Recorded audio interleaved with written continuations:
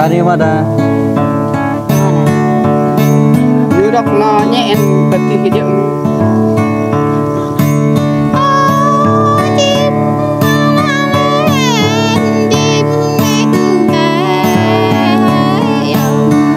Bây giờ là dòng tôi chơi chơi này là.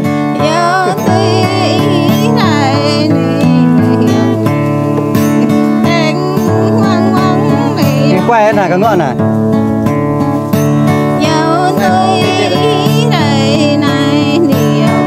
Quay à?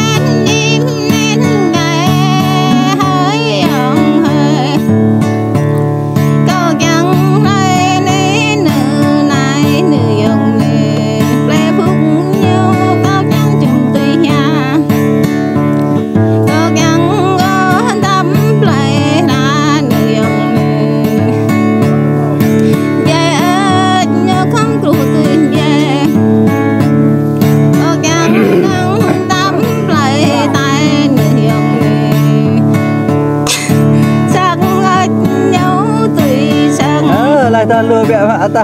To gắng nữa đắm lên rừng nương hà ra nhớ không tùy hà ra to gắng nắng đắm lại cha ra nương khắp cao nhang nhiều tùy khắp cao này khắp cả ra cao nương tiếng lòng đã để thâu lên lỡ rồi nhìn lên nè.